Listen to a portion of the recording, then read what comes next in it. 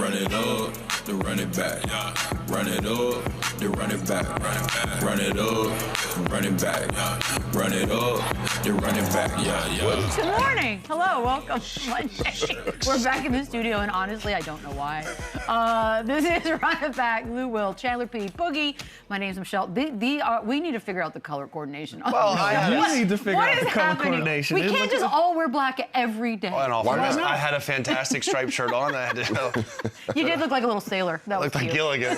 I said nope. Well, we'll figure it out. They sent me back to the locker room. Yeah, you couldn't wear it on TV. We've got a lot of basketball to talk about. We also, who's coming on the show later, Chandler? Coach of the Year, Jimmy Bickerstaff. There we go. But first, of course, the Lakers. A nice little win over Philly, 112-108. LeBron had 29, 7, and 6. Y'all were worried. Luka with 31, 15, and 11. Reeves had his 11, 3 of 16. Ooh. But as far as regular season games go, it was like everybody was there. So you had your basic full lineups, which is a little bit shocking in the year 2025. And then LeBron James took over and blew up all the social media. Had 12 points in the fourth quarter, including a game-sealing steal. That's really hard to say. Chandler, I'll start with you. What'd you see this time with LeBron? Yeah, this was nice to see. And I was the guy last week that said that was the first time I had seen him look his age, and that's because he did. Now, this was a completely different version of him. And on a night where Austin Reeves, who's been so good and so consistent all season long, he struggled. And LeBron James was able to kind of make up the slack there and to see the vintage, rewind the clock back. Like, you shouldn't be able to do these type of things at his age. And just big plays. This was an insane shot. And I think most nights he's still going to be that facilitator. He's still going to be that point forward, get everyone involved. But it's good to know, as a franchise, as a teammate, if there was any doubt, there's no doubt, because this guy can still do it all. It's going to be something different for him every single night. And when his numbers called like this, when Austin Reeves struggles, when Luka's out or struggles, you can still count on LeBron James to be LeBron James. Yep. You know what? When I saw this game, it made me think, because if you stick around long enough in your career and you get into the year 15s and the 20s, it's like your clock resets and you have something to prove again. It's like it re-energizes your battery, because now people are saying, oh, you look human, you don't have it no more. And so now it's a game inside of a game to start proving something to yourself again. So after LeBron ended his streak, I wanted to see how he responded. And he responded exactly in the way that I thought he was. He wanted to have a big game, and he wanted to prove something to his doubters, himself as well, and just say, yo, I still got a lot of game. I still got a lot left to give to the game. So it was good to see him go off in the fourth quarter like that. He did every celebration he had in his repertoire. But that shows you his excitement. That shows you that, listen, my fire is still burning, and I still want to be the guy. I still want to be LeBron James. I don't want to limp out of this game. I still want to be respected and highly coveted, from these fans and everybody that pays attention to basketball. So it was great to see him go off like that. Look, crown. Did he hit the too small? Then he hit the too small. He had them all out last night. Feeling himself. I couldn't agree more. This game last night made me a lot more comfortable with the situation. Okay. It's been a lot of chatter as far as trying to figure out what the fit would be with LeBron with this group. But for me, I look at it in a different way. I look at it as, this isn't a season where LeBron has to go out and show out every single night. This is a season where he can kind of, not necessarily coast, but, play the back end or whatever the case may be when it comes to games each night. So obviously this was a game where he had to step up in the presence of Reeves, who kind of struggled that night. But I love this version of LeBron. I think this keeps him fresh when we go into the playoffs. I think this keeps him healthy throughout the season.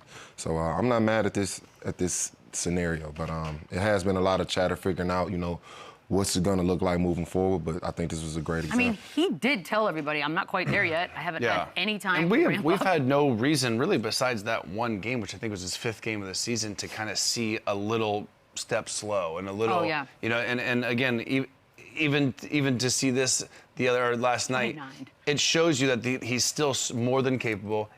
Any given night, he can have a different role. And I think most nights, like I said, I think he's going to be that facilitator. But the fact that they have that third playmaker that's always going to be a threat. Like, when you scout the Lakers, you're still scouting LeBron James to do things like this. So it's not like anything's changed when planning to, play against them. But to see that him go off like this and still have that much fun with all the celebrations and with all the excitement at this age and stature of his career in December in a regular season game, like, it's awesome to see. Real game. And it's also, like Lou said earlier, it's also great to see that fire. Like, I do think all the chatter has kind of, you know, sparked that fire within him again. It is something now that he may want to prove to the world, like, I am still LeBron James. I am going to go out on top. So, just to be able he to, hears all of it. Yeah, absolutely. So just to see this late in his career, he's still playing with that amount of fire, that amount of, you know, charisma and all the other things that come with it, I think it's great for the game and it's great to see. Yeah. That dunk is awesome. Could you do that? Like, No. It's Not when I was 25. That's kind of fun to watch. Watch that dunk over and over again.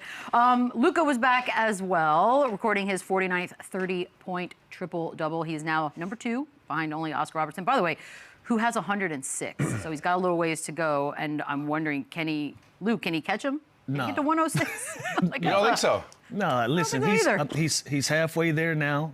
And how long has it taken him to get here? You know what I mean? Like, 30-point triple-doubles isn't something that happens every day, and it doesn't happen very often. You got a very small group of guys that are even qualified to have this conversation, and it's only about, you know, 3 or 4 of these guys, and LeBron, Westbrook, Jokic, and Oscar Robertson, you know, all of the active guys, he's beating them, and the guy that he's chasing, you know, has over another half for him to get to. You know, so that's a high number to try to get to. I'm curious to know how long it took Oscar Robertson to get there, but if you ask me, do I think he'd catch him with 30-point triple-doubles at 49?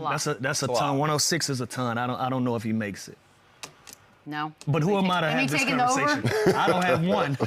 So well, whatever. I'm going to say he does it. I'm going to say he does it. I think does. he's so good offensively. I think he's always going to be the #1 option. His usage rate's always going to be through the roof. He's going to have the ball in his hands. I think he's going to have a lot of opportunity the next 5 to 8 years, barring, you know, him being healthy. I think he does it. I'm going with you, Chandler. I think so as well. With the way, you know, modern-day basketball is played, at all times it's 4 shooters on the floor with the playmaker. I think that's also why, you know, it's not such a rare thing in today's game to get a triple-double because of the way the offenses are set up. So even the 30 points. I was going to ask, I'm just saying the 30s. No, SGA said he had like 30 one night. And they were just talking to his boys, and he said he had a bad game. And it was like, because he was 5 points under his average when he had 30 points. Like, it's just different now. I mean, listen, it's still cool, but I'm just saying it's just a different time. Just different. That's my thing, though. Scorer's mentality. If I got 30, I'm trying to go get 40. I ain't passing the ball 10 assists worth of times. Yeah, but he's got the damn ball in his hands all game long. Well, this is a starting point guard. Yeah, he's gonna have the ball in his hands all game long. But for y'all to ask me, is he going to do this 57 more times with a 30? By the end of his career? That's a lot. Absolutely. We talking not triple doubles. I get 30-point triple-doubles. Yeah, absolutely. I think he breaks it. Yeah, absolutely. Dang. Okay. I hope we know each other long enough to see it. I hope we know it. This show will be in year 12. He'll get it. Oh, I love that. Winning awards. Look at winning awards. Yeah. Love it. Also, all of that. Gotta manifest. I know, that's what they say. So Philly, we mentioned, had a full lineup minus Kelly Oubre, but that's kind of a big deal in this day and age. And you got to see a little bit out of everybody that you want to see. That being said, I'm wondering now that you've seen them, Lou, all together the way we got to, is Philly a middle-of-the-pack team? What is the ceiling? Right now, and I don't really think that's a bad thing. Okay. I think they still have room for an improvement, and they still got room to get better. So I don't think it's a bad thing to label them as a middle-of-the-pack team, right? But when it comes to the Sixers, we still, when it comes to Maxey, Paul George, and Embiid, we still haven't seen a run of games where you can say, okay, this trio is real, and they're going to put some real pressure on the Eastern Conference, and they're going to make a title run. Until they put one of those together, they look like a better basketball team than they were last year by leaps and bounds. They look tremendous, and I like how they're built, and they're competing, right? But if you look at the record, and if you look at everything that they've done with all the talent they have, that's a 50-50 team. That's a 500 basketball team, right? So if you're asking me, have I seen anything from the Sixers that jumps out at me to say they're a 1, they're a 2, they're a perennial team in the Eastern Conference that teams are going to have to deal with, we haven't seen that consistency. So for that reason, I still feel like they're a middle-of-the-pack team. But with them being in the middle of the pack, that leaves a lot of room for them to get better and better, and I think they will. Yeah, and think about, like, they are a middle-of-the-pack team right now, but like Lou said, I think there's room to grow here. When you look at Joel Embiid, I don't think he's going to be that dominant MVP player that he once was, but I think he's going to continue to get healthy and be better than he was last night, especially just the way he moves. And he's averaging 25 minutes a game, 18, 6, and 3. That's not the Joel Embiid that we're accustomed to. Same with Paul George, and same with Jared McCain. He still hasn't got his legs back. Now they struck gold with VJ Edgecombe. Tyrese Maxey is a bad dude. So they have this backcourt now, and Jared McCain, again, I think he's going to get back to where he was last year, where he was running away with Rookie of the Year before his injuries. And it all depends on how good and healthy can Paul George and Joel Embiid be. But I do think there's room to grow here and for them to get better. And you know what? In another little thing, they're in 7th place right now. They can't be mad at us for saying they want to be in the middle of the pack. Yeah, they are. For them to get to a 4 and a 5, that'll be an accomplishment right now for this team. But they have one big caveat that's always been an issue for the 76ers. Staying healthy. If they can continue to keep everybody on the floor, I think they improve this by 2 or 3 spots in the East for sure. Yeah. If they can keep everybody in uniform. Boogie, talk to me about Joel Embiid. Obviously, that name will always carry a certain amount of gravitas, but we're all getting older. We know his injury situation and what we look at when we talk about Joel Embiid. Like, how do we view him now as fans of this game? I know he's a former MVP, but who is he now? I think he's still Joel Embiid. He's just unhealthy, and that's unfortunate. I've been, on record saying that I do feel he needs to drop more weight. I think that's something that's going to continue to, keep him in this place of unhealthiness. The game isn't, built to be, this big, brolic player anymore. So I think him dropping weight will help his health situations tremendously. So I still think he has a lot of game left. Obviously, I think he's at the point in his career where he may have to reinvent himself. He may not be that 30-point-per-game scorer no more. But what's stopping him from being a 20-10 guy? You know what I mean? So I think he still has a lot of life left in this game. It's just about figuring out who he wants to be moving forward. He can still contribute to winning. He can still help this Sixers team move forward, make the playoffs, and, retire, whatever the case may be when that time comes for him. But I still see a lot of life left in his career. It's just depending on how he wants to go about it. Yeah. Yeah, and if 18 points is your career low, Right. Like, that's his career. People getting paid off 18. So I think 18 is my career high. So listen, I think I ever averaged 18. Yeah, if 18 is your career low, you got cozy. a lot of places. But I agree with what Boogie is saying. I agree with what Boogie is saying. He just doesn't look like himself. He doesn't look like he doesn't look like the Joel Embiid we're accustomed to seeing. Now, can he play better? Can he be more efficient? Absolutely. But 18 points a game being his career low, you're still getting some good production out of your starting center at that position and at those averages. But we've seen him be so dominant. That's why we're still critical of where he is. But it's obvious to see that he's still not himself and he's still not as healthy as that he is allowing him to be. Is it better to be great once, but then you always are going downhill, or to just always have been average? Well, I think that. Oh, well, that's a fair question, but I just think it's inevitable that, like, the Chris Pauls, the Russ, the Joel, it's hard to sustain that level of greatness. Yes. Even LeBron James right now, like, think about it, like, it's just different. So I think when you're that good and you've had that much success, and now in your current state, I think you still just play him. You take whatever he can get from you. You still have to scout. Like we just talked about LeBron. That's true. You still have to scout him. You still have to double team him if he's one-on-one on the block. Like you still have to respect Joel Embiid 1,000%. So I hate when I see, are they better without him? Or like, should they just sit him down? It's like, stop. No, they are not better without him. And what, they're better with Andre Drummond? Like, no disrespect to him. Like, they're not. Like, this is Joel Embiid. Can I defend the question, though? Can I defend the question?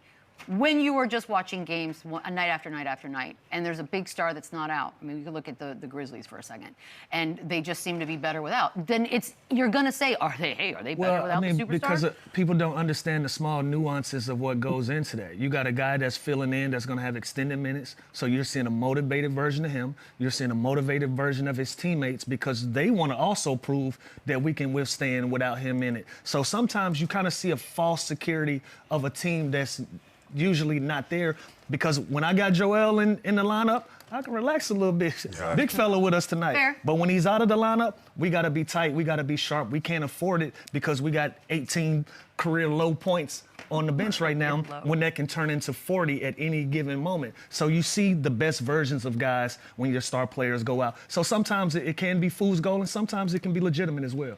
Yeah, and just by simply being on the floor, other guys are getting guarded differently. That's so fair. It's just the impact he has. Just being out there helps. Devil's advocate over here sitting on the end.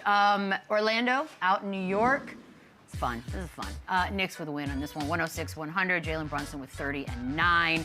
Josh Hart had 17 and 12. Paolo Banchero finished with 16. Franz Wagner left in the first with a lower leg injury. I presume there will be an MRI later on today to figure out what's going on. But the Knicks at home are a story. They are 13 and 1. They've won 7 of their last 8. They're 2.5 back of the 1 seed out in the East. And we don't talk a ton about them. And I don't know if it's because, hey, you know what? We know what they are. We'll get there towards the end of the season, Lou. Like, are they just sort of flying under the radar right now? Yeah, they are. And I think that started with how the season began for the Knicks. Like, they were having to fill out part of the season where, you know, they were trying to figure out style of play. What is our identity with this new coach, with how we're going to go about business in New York? And I think they're starting to figure it out, especially on their home floor. You know, if you've ever been around the NBA and you look, seeing these guys have that type of success in New York, you know that that's a team that's very intentional about what they're trying to accomplish.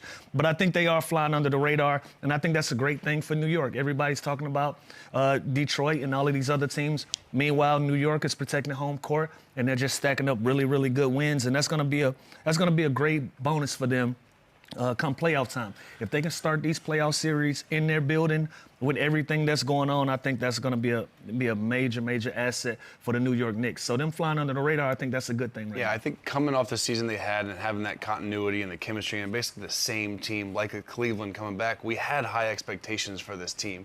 And then the whole training camp thing, the whole comments by Cat right before the season with the coaching change, how he doesn't know his role, just kind of didn't sit well with us. And then they didn't come out to the hottest start ever. And teams like Detroit took that step. Teams like Toronto are more of a story, so everyone's talking about those teams more. But when you really sit back and look at the Eastern Conference, the Knicks are one of the better teams. They're one of the more consistent teams. They're much deeper now. You know, from a Tibbs team to now, they're going 9, 10, 11 deep sometimes. They got a Jordan Clarkson now who's only averaging 10, 11 points a game, but he's that ball-handling guy off the bench that can go and get buckets and take the ball out of Jalen Brunson's hands every now and then. So they are changed, they play faster, and they have a lot deeper rotation. So that is the biggest difference I see, and they are a good team. I just think they can become a great team, obviously, with a Giannis and with an addition like that. Oh, so there it is. But they are a good team right now, and they are definitely flying under the radar. I think we're talking about these other surprise teams more than the Knicks. We keep saying they'll be a great team if they went and got Giannis, right? But then who are you giving up that changes the total dynamic? You're gonna get a lot of that greatness is going to be gone. You're giving up Cat. So how will that? You're giving up Cat and OG or Bridges, and then picks and maybe Duke. Like, you're giving up a lot. Well, let's talk about the Knicks that's in uniform. Right now, in uniform, the team that they do have, it's a great thing for them to fly under the radar. And like you said, they have the depth. They have everything that works in their advantage, in their favor, for them to be the team without Giannis at this point. I mean, to go through an entire NBA season, basically low-key and consistent, that's a great combination to have. So I like what this Knicks team is at. We spoke on it a couple weeks back as far as, you know, what team we felt would come out of the East. And it came down to just consistency, and that's what the Knicks have been. Obviously, they haven't been the loud story of this season, but consistency is key when it comes to, you know, finding success in this league. So gotta consistently win on the road more. Absolutely. That's a weird stat that they're so lopsided. So I love what this Knicks team is. I'm pretty sure everybody involved with that team loves where they are as well. Just keep improving. And as far as, you know, all the rumors surrounding Giannis and this Knicks team, I think they complete this year out. I think they, you know, try to fill out to see if they can reach that potential goal this season. And if not, we may have conversations of, you know, making a Giannis move. Statistically, they're the 4th best offense, 11th best defense. So they're pretty consistent on both sides of the ball. They're a great rebounding team. So they do a lot of things really well with this team. Absolutely. And they're deeper, and they don't have to play Jalen Brunson 40 minutes a night. Yeah. Like, you know what I mean? So I think throughout the regular season, a long 82-game season, this roster is going to be better come playoff time than last year's was. Boogie, let's play the tape, shall we, of Desmond Bain and OG. And This was the craziest thing I think I've ever seen. Take me through it, guys. What am I looking at here? Damn. Boogie, have you ever done something? Assault, battery. That's assault, brother. Look, what's up with you, bro? So listen, everyone. Look at OG said, what's up with you, bro? Everyone knows you do this if you're falling out of bounds, you're off bounds. This man took a step towards him, looked down his soul, and pegged him, Boogie. You did this one. You did this one. Yeah. You were falling out of bounds. Where is this falling out of bounds at? Look. This. It looked like a very balanced man to me. Why would you do that? Yeah, there's just I can't rewatch this and think he's off balance there. I really can't. This is No, crazy. Kudos to No. OG for not literally. First of all, No, it's not kudos to OG. No. No. What do you want OG to do? Yeah, punch him in the face. Yeah. Oh, Thank you. I there's think- I'm not he's saying in I'm not trouble. saying punch him in the face and maybe slap the shit out of him. That's crazy. That's crazy. But now, as it Bees, that's stands, one of the craziest things I've ever seen. Yeah, I'm on not basketball. going for that. I understand That's that. crazy. Is there anger? Is it personal? But Bane is obviously. Were gonna there lose things some money. leading Some up before this frustration. play with those two? I don't know. Like, I need. We don't know about if it. there was something leading up to it, they would have went on and had it in. If you hit me with the ball like that, but Well, I think maybe that's OG just- doesn't know there's an issue, but Bane's like, oh, I Not hate to it. mention, like when you fall out of bounds and you throw it, you kind of tell him sorry, right? He didn't even apologize. Like stared at there was, him. there was, It was He almost doubled down this on was it. malicious. Yeah. The It was refs dodgeball. didn't even know what to do. Yeah. And you're in New York, which I'm sure was really It fun was for hilarious. everybody involved there. There's another piece of video from this game that I personally relate to in a fun way, is this moment where Josh Hart's got his kid and then gets called in and hands the baby over to Mitchell Robinson. I think there's a moment of This panic. is during the Okay, game. so the obvious First of all, question why is, Ooh. why during is the your game? son on the bench in a game Hold that's on. not settled and you can possibly still go This back is and now get? What two I am- things I I've don't never know. seen in an NBA I've game in never the seen same that. game. And I thought I was gonna ask you guys, like, did you ever have your babies? on maybe the like bench? layup drills in like or a national anthem or pregame or something. like a Okay. preseason Never game. or during the something. game. I've never All-Star seen it. weekend. I mean, Brian changed that, so Wow. That. how your kids? What now? quarter was this of the game? Oh. With his son on the bench, so Was this like I'm early? everybody Not got on their his son on the lap. bench. It was at the end of the game. No, yeah, no. Yeah, but If this was like the second quarter. This yeah, but obviously still- this game is not. It's close not game. decided if he's still running back in. They and won by sub. 6, Lou. Yeah, what's going on? I don't know. This shit is. Yeah, that's what's going on? New NBA, man. So we have a bigger issue with the baby being on the bench in the first place, because we I are think I have a bigger anti-baby. issue with the baby than him throwing the ball at OG. Huge issue with the baby. We keep saying that sounds worse. You seen that? Bro, this whole game Sunday. was a first time everything. What the Like, hell is going yeah, on? yeah, it's a lot. This was a weird game. Gave us some Yeah, first yeah. yesterday. Love that for us. We will take a quick break. More run it back. on Holy the other hell! side. What was that? I thought it was. Can you imagine what Tibbs would say if he saw a baby on the bench? Run it back, run it up, run it back. Y'all, that big old button's out here. It's time to maybe panic or maybe not. And we will start with Cleveland. We kind of talked about how we had big expectations. They lost 5 of their last 7. They also lost to a Warriors team on Saturday. They didn't have Steph, didn't have Draymond, didn't have Butler. Are we hitting the panic button on a 14-11 Cavs team? I'm not. I'm worried, yes. Am I panicking? No. At the end of the day, this is still a top 10 offensive and defensive team, and they haven't even scratched the surface of how good they can be. I think our expectations for them after last season, starting off 15-0, Kenny Atkinson being coach of the year, them being pretty healthy this year, besides a couple guys missing some time, I thought they were going to be elite. I thought they're going to come out like the Thunder. I thought they're going to come out like the Detroit Pistons. So am I panicking? No, Eighth in the because this was the team that basically, like the Knicks, they have the same continuity, they have the same chemistry. They had a huge advantage over these other teams that made big, dramatic changes and additions to their team. The Cavs didn't, and they still haven't taken that step. Again, they talk about we're happy to be tested early this year. They weren't really tested last year, so in a wide open Eastern Conference, I am not panicking. Slightly worried, but I think they'll figure it out. You got to be careful what you ask for. They said they won't test. Well, sit down, take this test. They're getting tested. Sit down and take this test. Now, last year they had a lot of success early on, and they were able to sneak up on teams. Now, everybody knows that the Cleveland Cavaliers are a really good basketball team. So you're starting to see teams respond to them like they're a team that started 15-0. We're going to come into your building, or you're coming in our building, and we expect to play a good basketball team. So they're getting everybody's best shot, and they're getting all the tests and challenges that they can want. So I don't look at this as a panic. I think this is a good thing for them, but I'm curious to see how they respond. And right now, middle of the pack right now, 14-11, 8th in the East. I think they can still get in the top 4 and put themselves in a position to be home court if they buckle down. But again, these guys said they wanted to be tested. They're getting it at every angle right now, pause. But they're gonna have to, my Damn, goodness. you just paused yourself. Hey, yo, but they're gonna have to figure it out fast. Wow, they They're gonna don't have to play figure again it out till really Friday? fast. Yeah. Is that real? How did they not play again till Friday? Because they play in. Am I crazy? Saturday Play-in. they played, they don't play till Friday. It's like a the vacation. play-in tournament. I know, but damn. Same with Detroit, I think, right? I guess They're I haven't off even all gone that week. far, but that's What, for the cup? Yeah, but also Darius Garland, he's played 9 games. This guy's been in and out of the lineup, so I think when he needs to find a way to stay on the floor because then they have the dynamic backcourt. You're not forcing Lonzo Ball to play more minutes. They lost Ty Jerome in free agency, so I think there are certain holes there. But when this team is healthy, they are really good, and I think they will figure it out. And I think there's some surprise teams in the East that are winning more games you thought, like a Toronto Raptors, like Chicago earlier. This is almost surprisingly, the other way. You know what I mean? So I think it'll all even out, and I'm with Lou. I think they'll finish in the top 4 and get home. Top 4 is big. Yeah, I'm agreeing with them. I don't think this is a time for them to panic. One, the East is wide open. It's a lot of teams kind of fluctuating this season, up and down. So I think the Cavaliers are just a part of the trend right now in the East. I do think they'll get back on the right path. Obviously, health has been an issue with their starting PG, but I don't think it's time to panic. I think they'll turn things around. I think they'll find some consistency down the road. And like they said, I can see them finishing top 4, top 5 in the East. It's still nuts they don't play till, because there are teams that play tonight. It's like an All-Star week. It's like a second All-Star weekend. A whole week they have off in between. I'm sure they're not complaining. I mean, it's kind of awesome. The Darius Garland of it all, I feel like when there are always murmurs with every team of certain players that come trade deadline we sort of start to whisper about, and he's been in that position before already. Is that a change that needs to happen? Like, if anything? Again, I don't think so. I think this is a team that was extremely good last year, and they just didn't show it in the playoffs. And I think this is kind of their chance to run back that same team, that same continuity of that team, and make a statement this year. And it's all cool to win games in the regular season, but the big question is, can they do it in the playoffs? And they haven't done that the last couple of years. So Darius Garland's a key piece of this.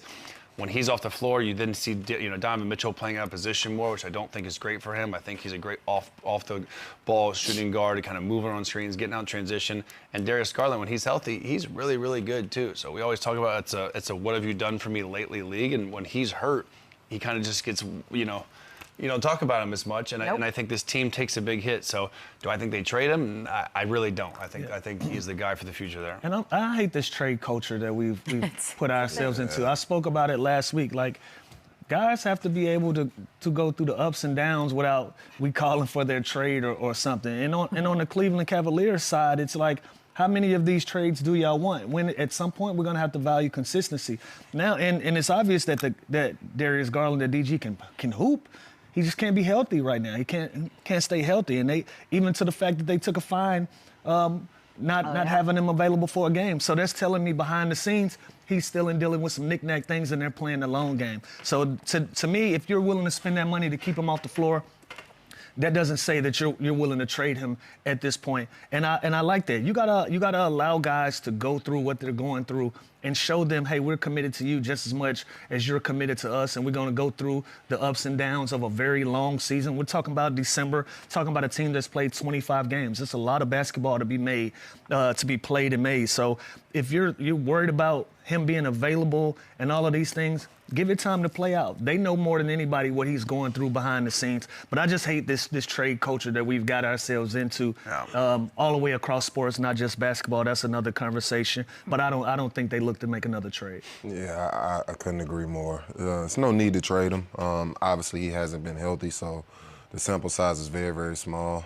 I even believe he dealt with some injuries in the playoffs last season. So I think, like they said, this is a long-term move. You want to get him 100% healthy, especially as the playoffs approach later in the year. And I think that's more so what the goal is, making sure he's healthy for that time of the year. Like we said, it's no time to panic. It's no time to, look to trade or anything. It's just about getting healthy and finding consistency, finding that team chemistry again. And I think this Cleveland team will move forward just fine. Reminder, don't kill the messenger, but I do like to live in the future and never enjoy my present time, because let me just pretend that the Cavs go to the playoffs, they get to the 4 seed or they don't, but it just sort of fizzles out and dies. Are we looking at a blow-up situation? I don't think a blow-up situation. What are you listen, doing? when you have the rise of Evan Mobley and you have Donovan Mitchell and you have the infrastructure and the roster that they have, I don't think they need to blow up anything. Now, I think they may make a certain move. Then all of a sudden, are you listening to options on Darius Garland? Then are you thinking about, seeing what you can get for Jared Allen? Or are you going to making some adjustments there? But no, I don't think a blow up is here. I think it's going to be extremely frustrating that you continue to see this team be who they are in the regular season and then not do it when it matters the most. And that's when it matters the most, and they haven't done it. So I think if you do it again, I think with the expectations that they have for themselves and the outside world has for them, I think you start listening to some things, but blow up, no. I think that's two different pages. I think the expectations are coming from internal, right? Like, who's out here, who's rallying for the Cleveland Cavaliers to be a championship contender right now? You know, Before this, I'm saying the training. I thought they were I thought they were going to be really good. I thought they were going to dominate the East. I'm saying Dominate. Generally, the masses.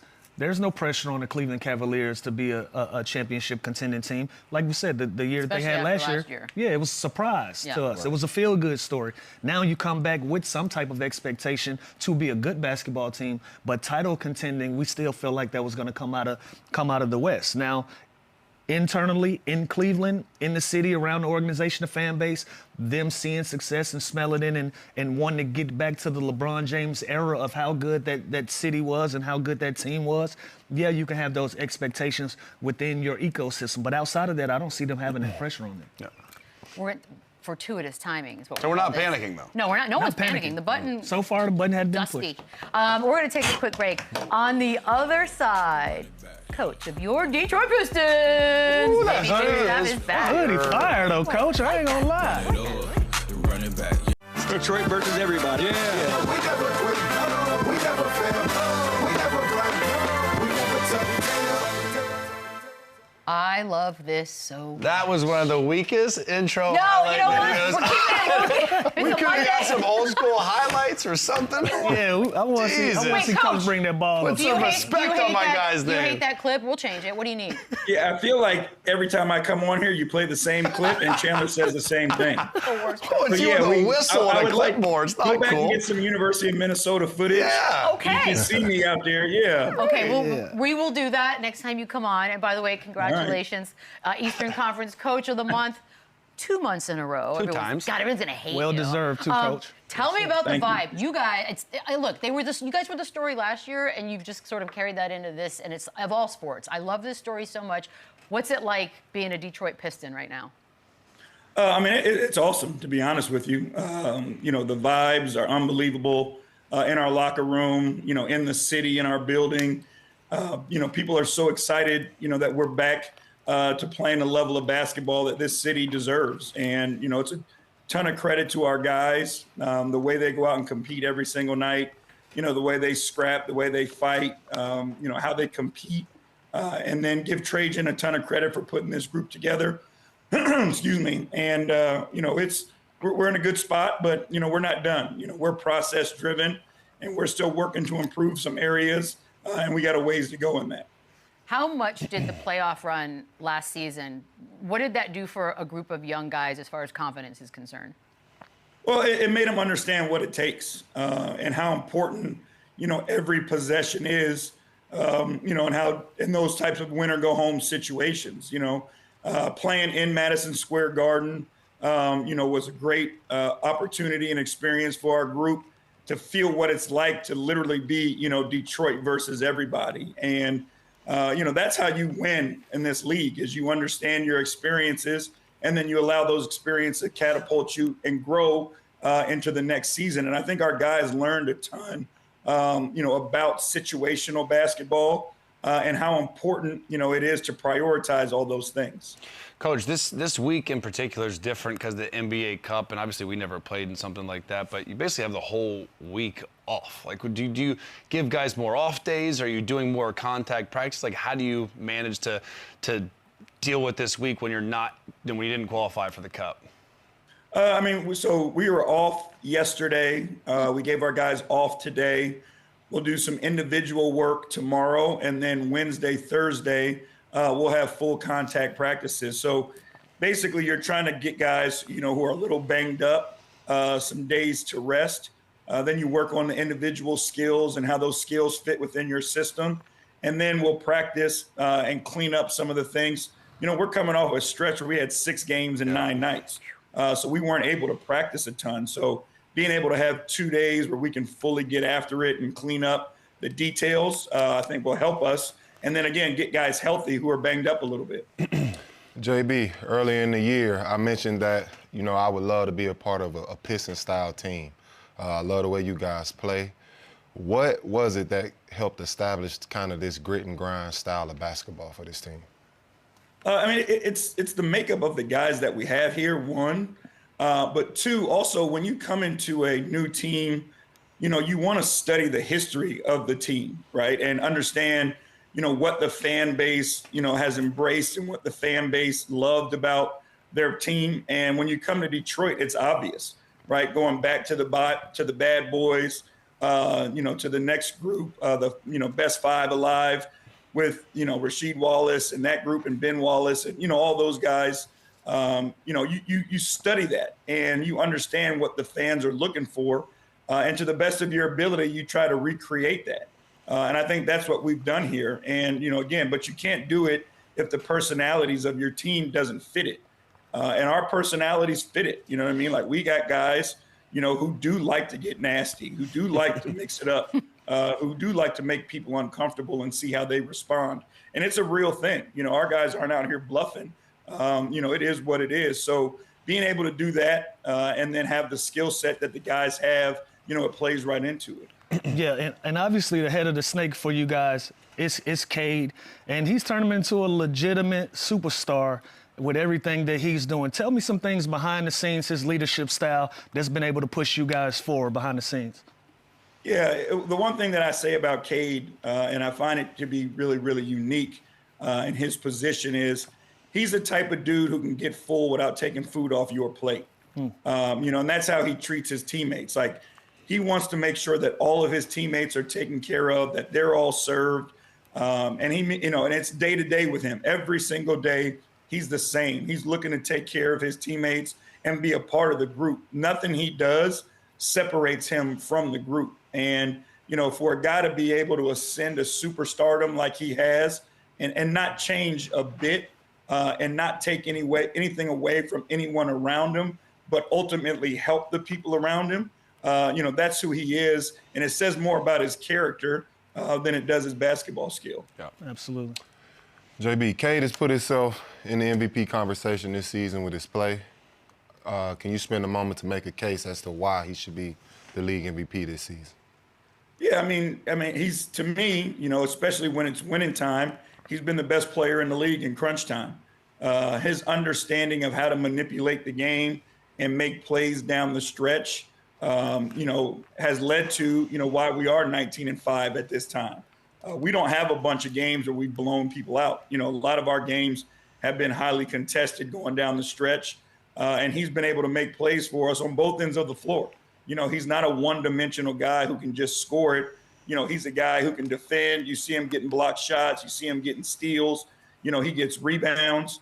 And he's made his teammates better as well, and is a big reason for the position that we're in right now. And I think, I think we ought to reward character. I think we ought to reward guys who are great teammates. What the league is trying to develop in these superstars, shouldn't just be about the game of basketball itself. It should be about the type of people and how they carry themselves and how they push the league forward. And Cade has done all those things. As a coach, and I'm going to get to Jalen Duren, what he does on the court as well, but sort of transitioning over to him, the summer trips. I know there's like the big write-up in The Athletic had about Cade having guys out in Colorado, and then he and Jalen go to Rome together. Like, as their coach, do you know that they're doing that ahead of time? And how great is it to know that I don't have to make them do anything? Like, this is happening. Yeah, that's the best part about it for me. These are things that, we try to manufacture as coaches in the summer. Typically, we try to do something every month where we get the entire team together.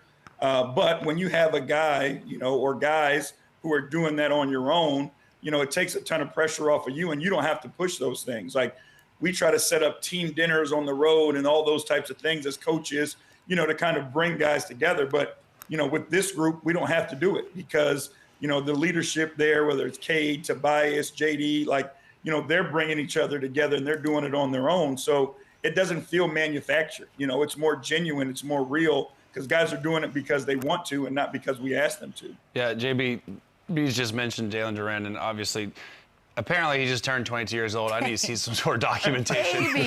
Because I've never seen a cat physically look like that at that age. Is he the most physically gifted kid you've ever seen at that age? And what is his ceiling? Because he seems to take that next step. Yeah, it's so funny, man, because there's that clip. I don't know if you guys saw it running around the internet of him when he was 14 years old. Oh, ridiculous. It's unbelievable. And we were just laughing, you know what I mean? Like, you walk into the gym and you're little Timmy and you see that's your matchup that night. Like, you got some real decisions to make. That's ridiculous. Do. But it was unreal. And you know what? And I go back and was watching film of him, you know, when he first got in the league. And he's even bigger and stronger now, which is crazy to think about, you know, and still only 22 years old. But, you know, there's a lot of skill in his game. And I think before, you know, a lot of people assume that he was a pick and roll guy. You know, he was a decent rim protector and all those things. But, you know, now he's an elite rim protector. He can put the ball on the floor and beat his man. He's a high-level passer, and he loves to play physical. You know, he plays with a physical offensive game where he's just going to beat you up and see how much of it you want to withstand. But, you know, I think, you know, he's playing at an all-star level right now. And I think you can see him, you know, as an all-star as we continue to move forward. And he's only going to get better. That's the best part about it. There's still, you know, more in his game. Like, he can make mid-range shots. We're pushing him and working on the three, but, you know, we're not going to rush that. But he can make his middies. He can attack you one-on-one. And now he's making his free throws at a high clip too. So he's a well-rounded player, you know, who's going to be one of our guys that's going to carry us for a long time. Yeah, I think not only is he an all-star, I think we're looking at possibly the starting center on the Olympic team. I think he's that good.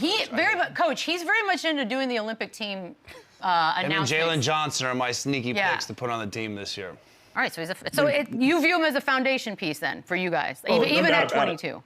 No doubt about it. And again, like I said, most guys reach their prime in the league at like 25 or 26. So just imagine, you know, what's coming in his future.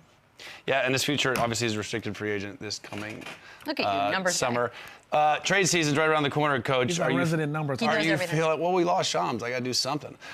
Trade season, obviously you guys are 19-5, number one in the East. Do you feel good where you are now? But if a superstar player comes available, is that something you let Trajan handle and kind of take it day by day? Because it seems to be working what you got. Yeah, I mean, we made a decision this summer that we weren't going to push, you know, the panic button because we had a little bit of success last year.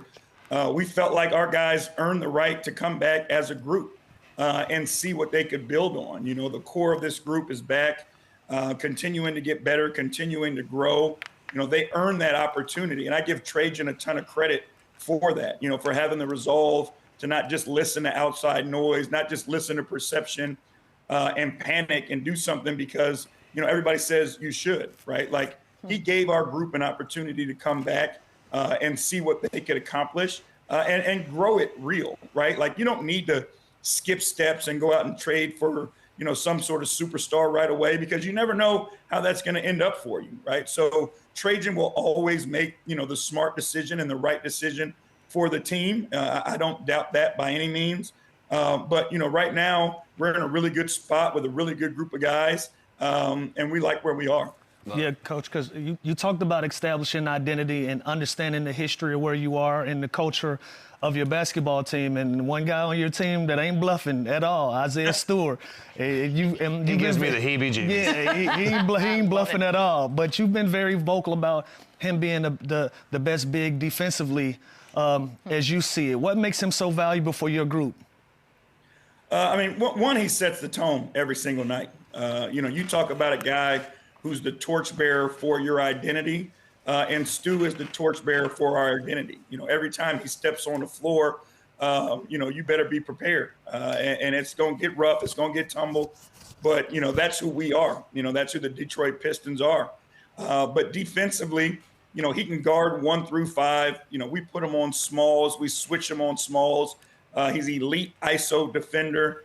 And then he's the best rim protecting big in the league. You know, his timing is impeccable. His ability and courage to challenge shots. Most guys get dunked on once and they stop trying to block dunks. But guys, time and time again, keep trying to dunk on Stu, and he keeps blocking it. You know, he doesn't let guys get easy opportunities in there. You know, he communicates well. He's an elite pick and roll defender.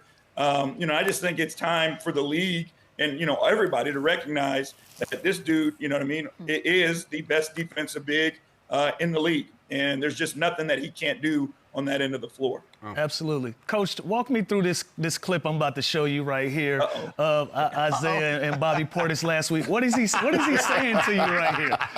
Because if I'm a lip reader, he's saying I'm gonna punch him in his shit. I think that's what I saw. Am I wrong? Yeah, you're wrong. He was talking about cooking.